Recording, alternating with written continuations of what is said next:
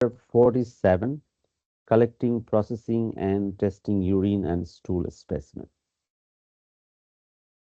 In this lecture, we are going to discuss the role of medical assistant while collecting, processing, and testing urine and stool specimen, how to carry out procedures according to the guideline, describe the process of urinalysis and its purpose, and then uh, regarding the stool sample for fecal occult blood testing.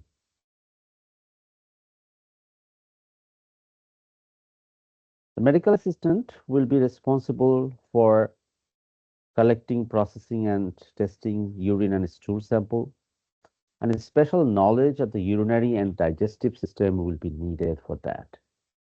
One procedure that may need to be done by the medical assistant is processing this urine specimen for microscopic examination of sediment.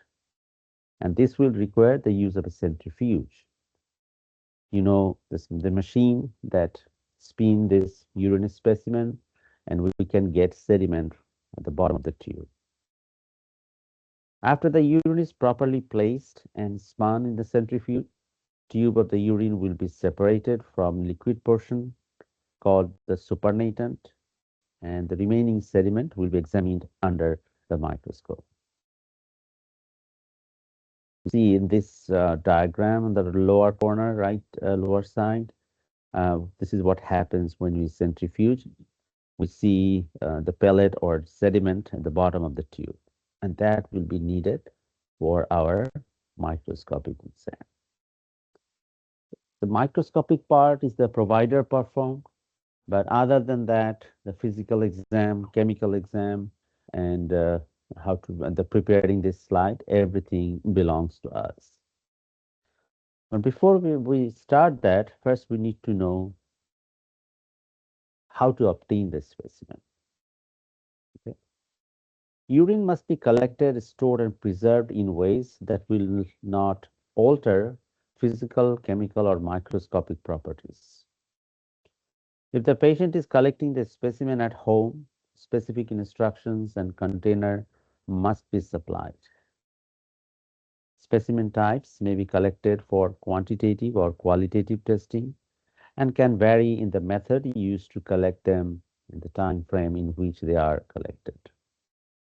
A random urine specimen is the most common type of sample. You see the list, different types of specimen. First one, random specimen, is the most common type. It is taken at any time of the day and collected in a clean, dry container. That's why the word random. In first morning urine specimen, it is collected after a night's sleep in the morning. And it contains greater concentration of substances than other specimens.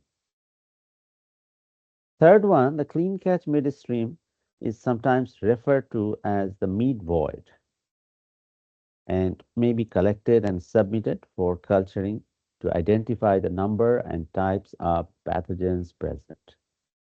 This method requires special cleansing of the external genitalia to avoid contamination by organism present near the opening of the urethra. Patient is asked to void a small amount into the toilet and then collect the midstream specimen in the container. This method removes normal flora from the urethra before collecting the urine and prevents contamination of the specimen.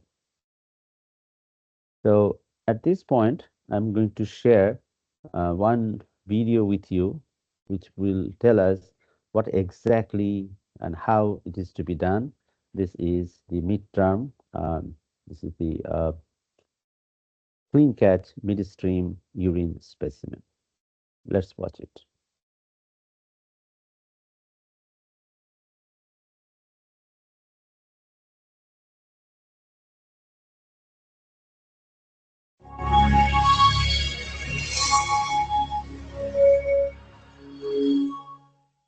The clean catch midstream urine specimen requires special cleansing of the external genitalia to avoid contamination by organisms residing near the external opening of the urethra. To collect a urine specimen that is free from contamination, you will need a dry, sterile urine container with a lid, a label for the container, antiseptic towelettes, and written instructions if the patient is to perform the procedure independently. Confirm the patient's identity by asking for her name and date of birth, and be sure that all forms are correctly completed. And what's your date of birth? 8/3/78. Okay, perfect. Label the sterile urine container with the patient's name, ID number, date of birth, the physician's name, the date and time of collection, and the initials of the person collecting the specimen. Depending upon office policy, you will either write the information on the container or attach a printed label and then add the date and time and your initials. When the patient will be completing the procedure independently, explain the procedure in detail. Provide the patient with written instructions, antiseptic towelettes, and the labeled sterile specimen container. Advise the patient to remove the lid from the specimen container and place the lid upside down on a flat surface. Instruct the female patient to use 3 antiseptic towelettes to clean the perineal area by spreading the labia and wiping from front to back. Wipe the first towelette on one side and discard it. Wipe with the second towelette on the other side and discard it. Wipe with the third towelette down the middle and discard. Any soap residue could cause a higher pH and affect the test results, so you should rinse the area with water once from front to back. Instruct the female patient to keep the labia spread to avoid contamination and urinate into the toilet. After you've expressed a small amount of urine, you should stop the flow. This will wash away microorganisms from the urethral opening. Next, the patient should position the specimen container close to herself, but not touching. Then she should start urinating again and collect the necessary amount of urine in the container. If you can't stop your urine flow, move the container into the urine flow and collect the specimen anyway. After the patient finishes urinating, she should place the lid back on the collection container. And once you collect the specimen, refrigerate it until you bring it into your physician's office. That helps keep bacteria from growing and causing a false positive result. Confirm that the patient understands the instructions, especially not to touch the inside of the specimen container. Because touching the inside of the container will introduce microorganisms that will interfere with the test results. Once the specimen is obtained, complete the test request slip and record the collection in the patient's electronic medical chart.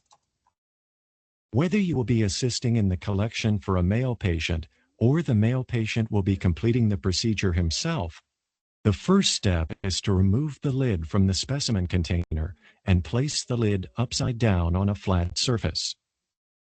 If the patient is circumcised, he should use an antiseptic towelette to clean the head of the penis.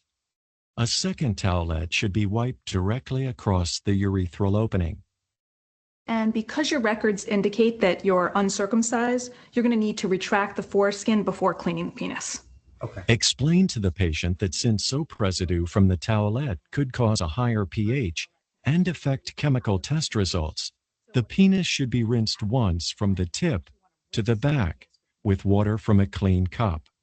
Then you should keep the uncircumcised foreskin retracted and urinate into the toilet. Okay, After you've expressed a small amount of urine, you should stop the flow. gotcha. Then the male patient should position the specimen container close to, but not touching himself. Tell the patient to start urinating again as he collects the necessary amount of urine in the container.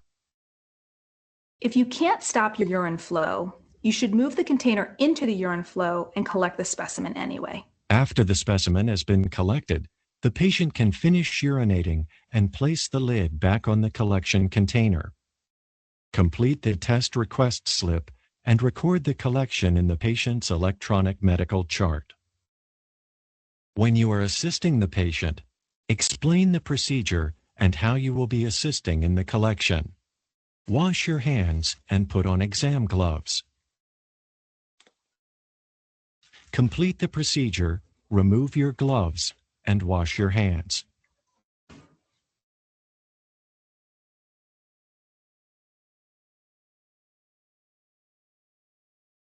Okay, so that was a good video to watch. Let's go back to our lecture. In this chapter, we are covering both urinalysis and fecal occult blood testing, stool test. After the clean catch midstream urine specimen, the next one is the timed urine specimen. To measure a patient's urinary output or to analyze substances, the patient should be given written instruction. For 24-hour urine specimen, it has to be collected over a 24-hour period and is used to complete a quantitative and qualitative analysis of substances such as sodium, chloride, calcium. When beginning the test, the patient should discard the first morning urine and then begin the collection at that moment for next 24 hours. Stool or toilet paper should not be included in that specimen. And the sample should be refrigerated until returning it to the licensed practitioner's office or laboratory. Another way to collect urinary specimen is this catheterization. You see in this picture, this tube, soft rubber tube catheter, which is inserted through the urethra into bladder. Drainage catheters are used to withdraw fluid from bladder or other place of the body. The splinting catheters are to repair ureters. So that is a catheter we can get the fresh urine directly from bladder. We use these catheters for various reasons, uh, like relief of urinary retention, collection of sterile urine specimen, measurement of residual urine, obtaining urine sample from person who cannot void naturally, instill chemotherapy, and to empty bladder prior to surgical examination.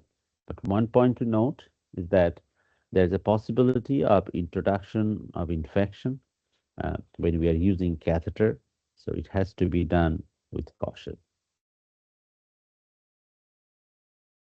A urine specimen may be needed for drug and alcohol analysis, and these are considered legal specimen because they may be used in court of law and must be handled carefully.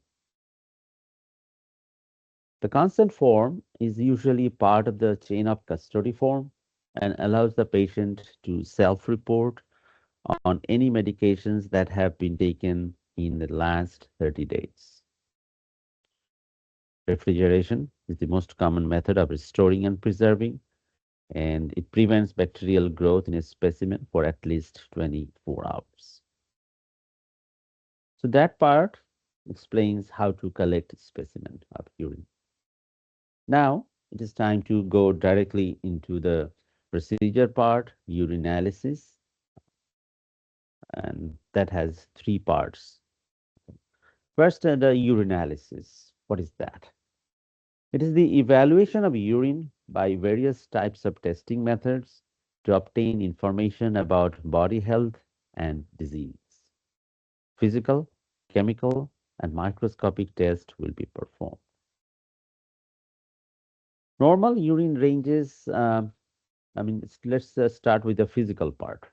You see color, odor means the smell, turbidity, whether it is clear or not, then volume.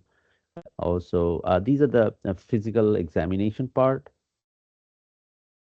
Um, and then we have a specific gravity to measure with a refractometer or reagent strip. So these are the things to be done in the physical part. Let's start with the color. You see in this picture, there are different types of colors. And by measuring and by finding out the color, we can note down what color is that. Normally, urine color ranges from pale yellow to dark amber, but it can be different depending on the fluid intake, food, medication, and waste products present in the urine. So remember, the normal color is from pale yellow to dark amber. Second thing is this one, turbidity. Turbidity means cloudiness. You can see four tubes of urine here. The left one is the clearest one. We can see through the background letters, those things we can see through. That's clear. The second one, slightly cloudy. Third one, cloudy. And fourth one is very cloudy. Typically, we expect that urine should be clear. About the amount of urine. Normal urine output is usually between 1 and 2 quarts. But you see, if it is less than that, we use this word oliguria. Oliguria is insufficient production of urine, which occurs in conditions such as dehydration, decreased fluid intake, shock, and renal disease. And the absence of urine production, that term is anuria. N means no, urea is urine, so no urine, usually caused by renal or urethral obstruction or renal failure. If it is too much, that has another term called polyuria. So anuria, no urine, oliguria, less urine, polyuria, more urine. Urine smell or odor, ODOR, is not typically recorded but can be of significance. Disease, the presence of bacteria, particular foods such as asparagus and garlic can cause changes in urine odor. Specific gravity. Though it sounds like gravity, what it means is the concentration. With the word SG or specific gravity, we measure the concentration or amount of substances dissolved in urine.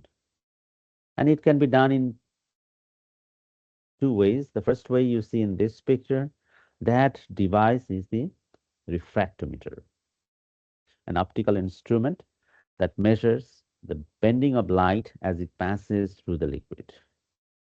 And this is proportional to the amount dissolved materials in the liquid. A refractometer must be calibrated each day with distilled water to ensure accuracy.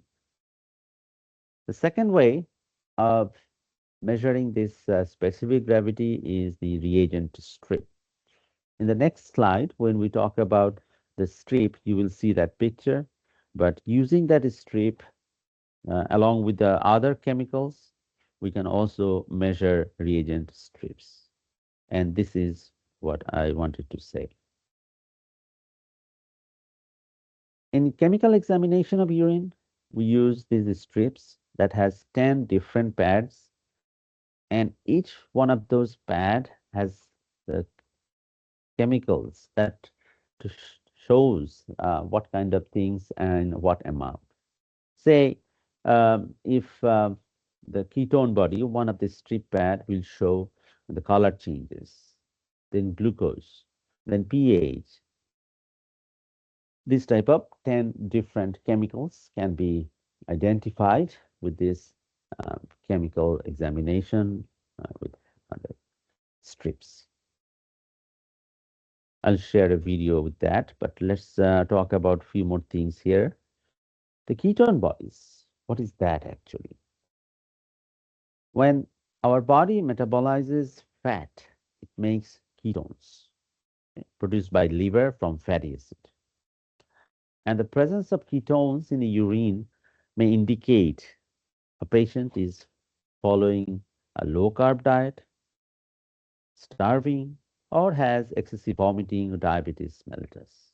The multiple things can be there, but mostly when the body is burning fat, it produces ketones. pH.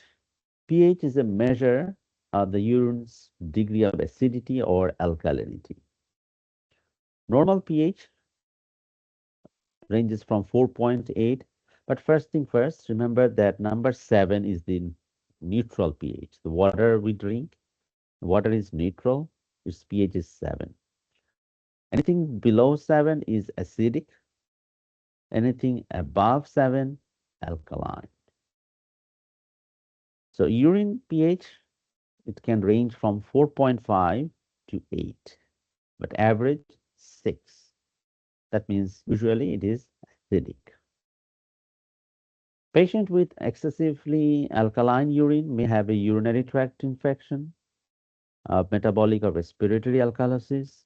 Those with excessive acidic urine may have conditions such as phenylketonuria, PKU, or acidosis. See this picture? Blood is mixed with urine. It's called hematuria. Hemat is blood, urea is urine. A patient with blood in the urine may be menstruating, have UTI, or have trauma or bleeding in the kidneys, cystitis, kidney stones, ureteral bladder or urethral irritations.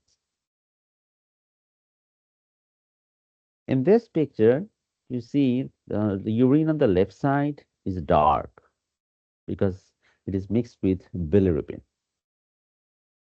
So the presence of bilirubin in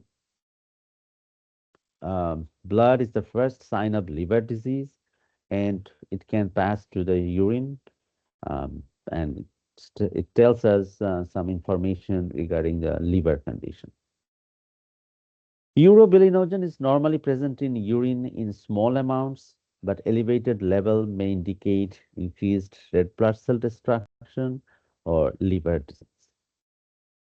Lack of urobilinogen in the urine may suggest total bile duct obstruction.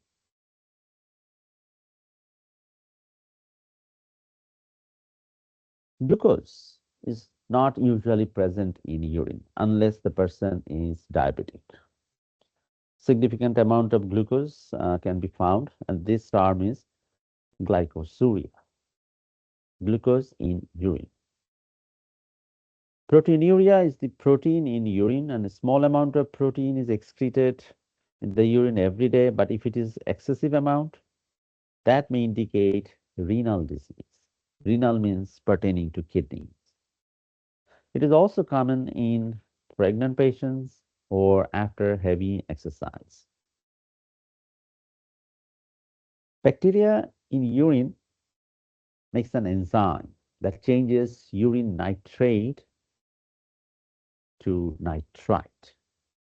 And if we find nitrite in the urine, it suggests that bacterial infection is present, and which is the UTI, urinary tract infection.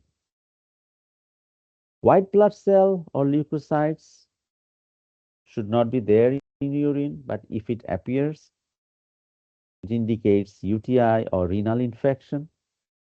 And leukocyte esterase, the enzyme, is seen when the leukocytes are present there.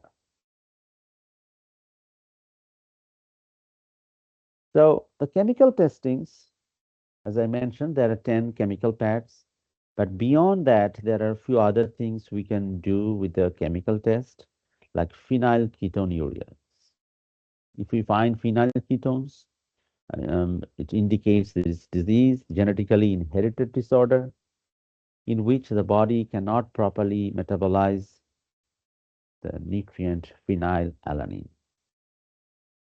And that results in buildup of mental retardation. PKU can be treated successfully by limiting the dietary intake of phenylalanine from early infancy.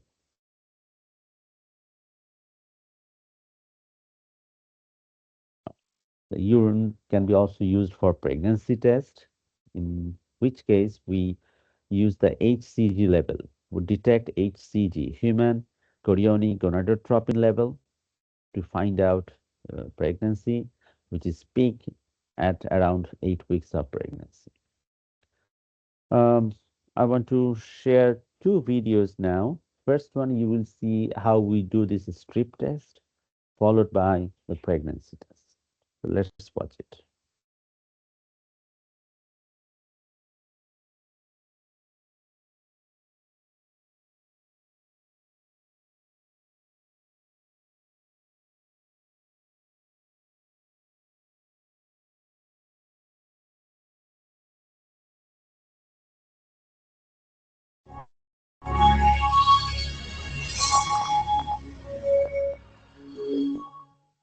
Chemical testing on urine samples is usually done with reagent strips. The doctor orders chemical testing to determine the status of body processes such as carbohydrate metabolism, liver or kidney function, or acid-base balance. This reagent strip test is used to screen for the presence of leukocytes, nitrite, urobilinogen, protein, pH, blood, specific gravity, ketones, bilirubin, and glucose. Before the test, wash your hands and put on personal protective equipment. Check the specimen for proper labeling and examine it to make sure there is no visible contamination. Perform the test as soon as possible. Refrigerate the specimen if testing will take place more than 1 hour later. Bring the refrigerated specimen back to room temperature prior to testing. Check the expiration date on the reagent strip container to ensure that it is still valid. Check the strip itself and discard it if it is damaged or if you see discolored pads.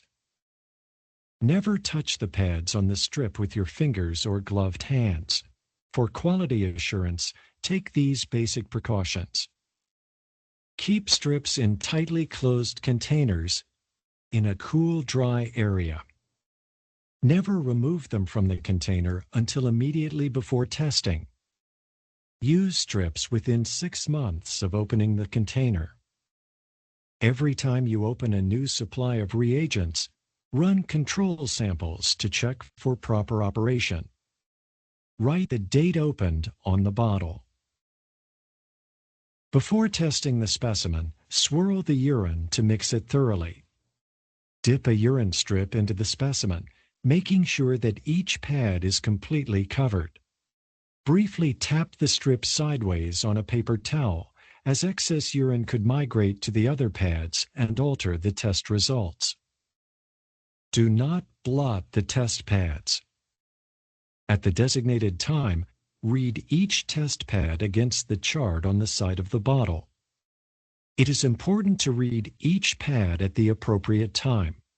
Most reagent strip results are invalid after 2 minutes. Test pads read at inappropriate times will yield inaccurate results. Record the values on the laboratory report form. Discard the used disposable supplies. Clean and disinfect the work area. Remove your gloves and wash your hands. Record the result in the patient's electronic medical record.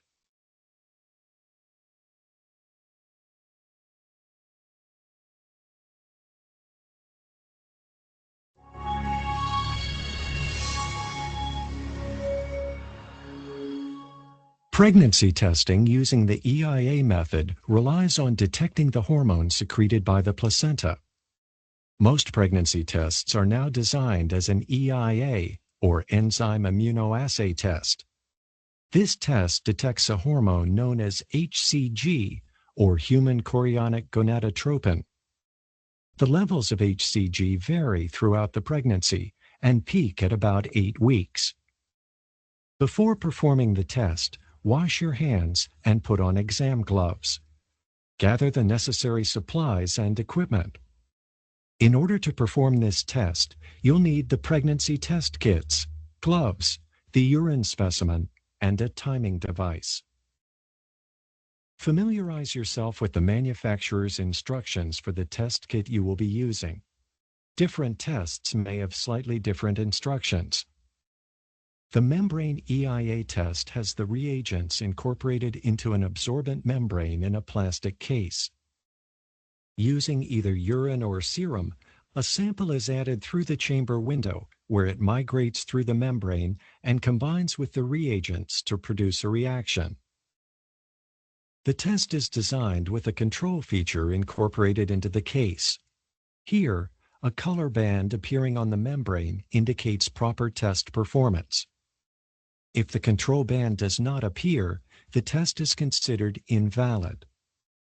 Per the manufacturer's instructions for the test you are using, apply the urine or serum to the test chamber. Once the urine has been added, the plastic case should not be moved or handled until the test is complete. At the appropriate time, read and interpret the results. Timeliness is important, as most tests are invalid after 10 minutes. Depending upon the test, a positive pregnancy result may look like this, while a negative control may look like this. An invalid test may look like this, with no control band appearing. Document the patient's results in the electronic medical record. Dispose of used reagents in a biohazard container. Clean the work area with a disinfectant solution. Afterward, wash your hands.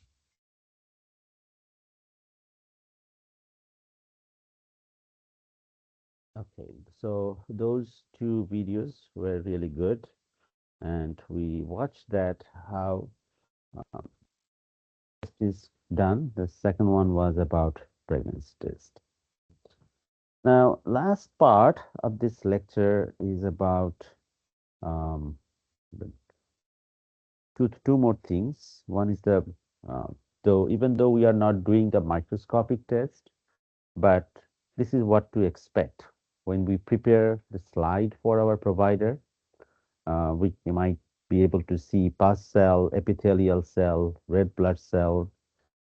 These are some casts.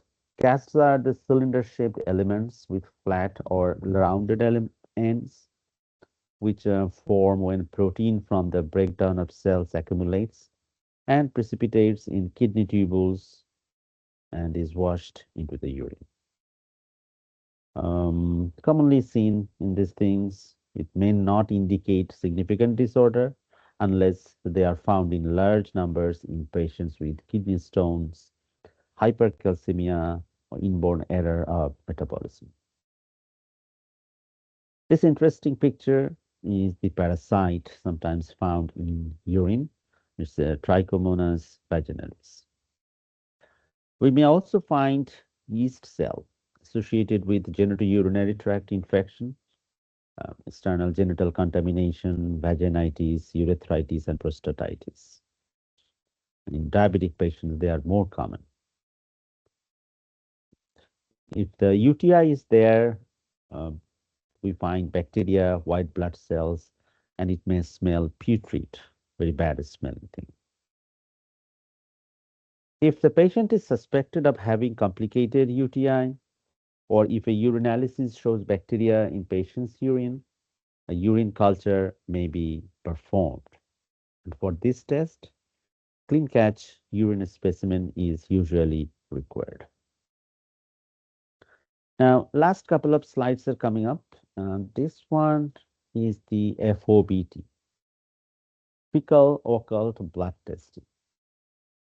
And with this FOBT, we can screen for colorectal cancer. And then I will share a video about the FOBT testing and also how to collect feces. Just remember that your stool can be also being tested for Shigella salmonella infection. Then people may have loose, bloody, mucus-tinged stool. In case of protozoal infections, we also perform ONP testing. ONP is for ova and parasites. So last two short videos that will explain us how to perform this FOBT testing, and the second one will be about, the first one will be how to instruct the patient to collect urine. So let's get it done.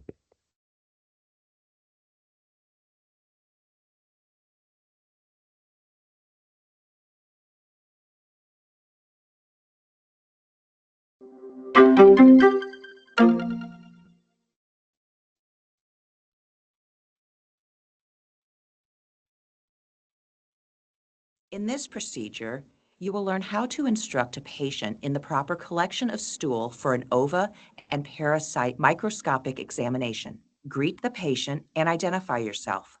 Hello, Jeff. How you doing? Good. Good. My name is Tori. I'm Dr. Smith's medical assistant. Verify the patient's identity with his full name and ask the patient to spell his last name. Then ask for his date of birth. If you can please give me your full name Jeff Leanhouse, and your date of birth. 11. Explain the procedure to be performed in a manner the patient can understand. All right. Dr. Smith would like for you to give us a stool sample. I'm going to go over everything with you. Okay? Answer any general questions the patient may have about the collection procedures before you give detailed instructions. Do you have any questions before I get started? Instruct the patient not to take any antacids, laxatives, or stool softeners before collecting the specimen. No, there are no food restrictions. We just want you to stay away from laxatives, antacids, or any stool softeners. Tell the patient how to collect the specimen.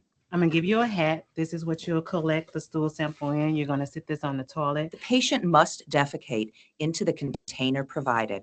Stool cannot be retrieved from the toilet bowl. Do not defecate in the toilet and get the sample from there. It has to come into the hat, okay? Instruct the patient to add stool to the collection vial or vials.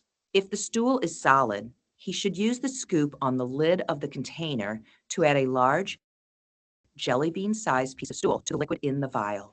And once you do that, you will have this container, and then I will also give you a spoon, or you can get your own spoon to be able to get the sample out of the hat to place into. If the stool is liquid, pour it into the container.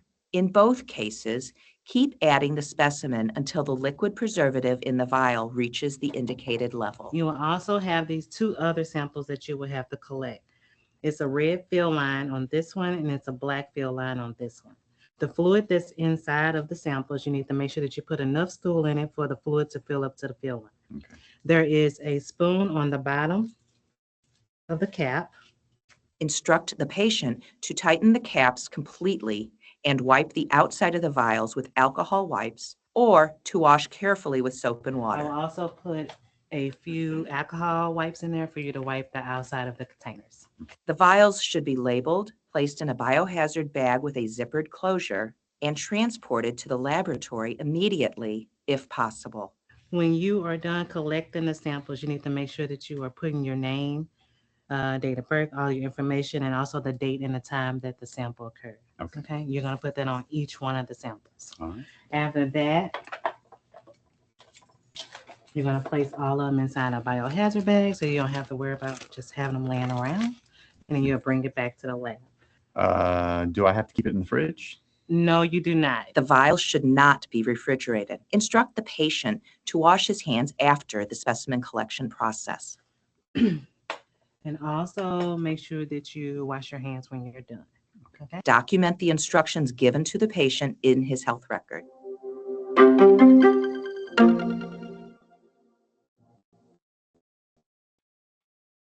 Today we're going to be doing the fecal occult blood test, and that is looking for blood in the feces. It is a screening test. It's not extremely accurate, so places may not actually do this anymore. There may be some doctor's offices that still do it, so that's why we're doing it in class. What you're looking for is the possibility of red or brown blood in the feces. So you may not actually be able to see it like you can in this blood specimen, or this, sorry, this fecal specimen that I have right here. I actually poured blood in it so that it was very obvious. But you may have blood in the feces due to many reasons. It could be colon cancer. It could be an infection by H. pylori. It could be anal fissures, which means that the Every time that a person poops, there may be a tearing in their anal skin, and that could cause blood in the feces. It could also be contaminated by a woman's menstrual period blood. So there are a lot of different reasons why there may be blood in the feces, and that's why the clinician has to use the patient's health history, to figure out what exactly is going on, and why this is not extremely accurate. So first, we have to get our specimen. There are sticks in the kit. You can also use a pipette if you wish. A lot of times the poo is going to be very liquidy or semi-solid, one of those two, because if you are doing this, there is going to be some kind of gastrointestinal distress, unless, again, we have a problem with anal fissures, which may not include gastrointestinal distress. This should be done in a hood. I'm scared that if I do this in the hood, that it will cause a problem with the mic. So I'm just going to do this in front of you here. Always wear your safety gear. And again, I dumped blood in this, so this should definitely be positive. All right, so I put the feces on here. There are instructions on how to do this actually on the card as well. So what you're going to do is you put the fecal specimen in the two windows. You're going to close it up. There's a little tab that opens here. You put the top of it in there so that it's nice and closed. Then we are going to wait 3 to 5 minutes. And when it is done, we're going to develop the test using the kit's developer. Okay, so there is a set of QC that is in the card itself. So as soon as we open it, there's going to be a positive and negative QC window. We're going to put 2 drops of the developer in between those QC windows. And we're also going to do 2 drops in between the fecal windows. Okay. So say that it's 3 to 5 minutes already completed. We open it up. Looks like a face. It's kind of funny. We always swirl the reagent, and then we're going to do 2 drops. 1, 2 in between the QC. Positive indicates, blue indicates positive. No color change indicates negative. So I'm going to do 2 on each window. 1, 2.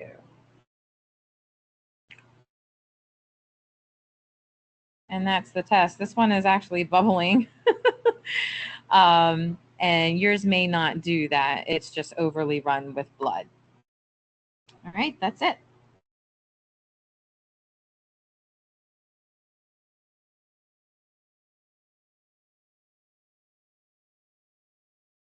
Okay, so that brings us to end of this chapter 47 it is.